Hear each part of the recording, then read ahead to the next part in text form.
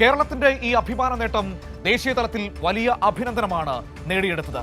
ദേശീയ മാധ്യമങ്ങൾ കേരളത്തിന്റെ നേട്ടത്തെ ഏറ്റെടുക്കുന്നതാണ് നമുക്ക് കാണാൻ കഴിഞ്ഞത്.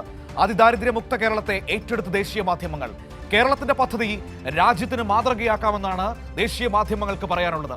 64,006 കുടുംബങ്ങളെ അതിദാരിദ്ര്യത്തിൽ നിന്നും സർക്കാർ കൈപിടിച്ചുയർത്തിയതോടെയാണ് സംസ്ഥാനത്തിന്റെ മികവ് ദേശീയ മാധ്യമങ്ങളിലും നിറഞ്ഞു നിൽക്കുന്നത്.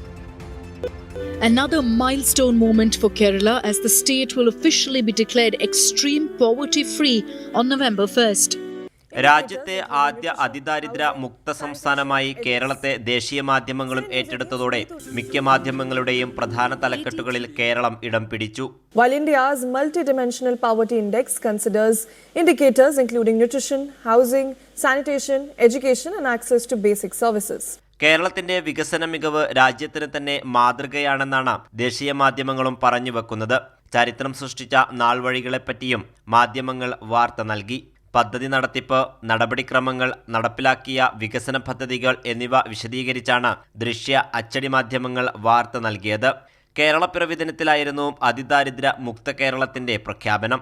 തദ്ദേശ സ്വയംഭരണ വകുപ്പിന്റെ സഹായത്തോടെ കണ്ടെത്തിയ 64,006 പേരെയാണ് സർക്കാർ അതിദാരിദ്ര്യത്തിൽ നിന്നും മുക്തരാക്കിയത്.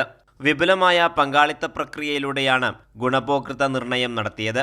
ആഹാരം, ആരോഗ്യം, വാസസ്ഥലം, വരുമാനം എന്നിവ അതിദാരിദ്ര്യ നിർണയത്തിനുള്ള ഘടകങ്ങളായി കണക്കാക്കി ഹ്രസ്വ, ഇടക്കാല, ദീർഘകാല പരിപാടികളായി തരംതിരിച്ചാണ് ഓരോ കുടുംബത്തെയും സംസ്ഥാന സർക്കാർ അതിദാരിദ്ര്യത്തിൽ നിന്നും മുക്തരാക്കിയത്. സംസ്ഥാനത്തിന്റെ മാതൃകാ വികസന പദ്ധതി മറ്റു സംസ്ഥാനങ്ങൾക്കും നടപ്പിലാക്കാമെന്ന് അഭിപ്രായപ്പെട്ട ദേശീയ മാധ്യമങ്ങളും കൂട്ടത്തിലുണ്ട്. അബ്ദുൾ റഷീദ്, കൈരളി ന്യൂസ്, ദില്ലി.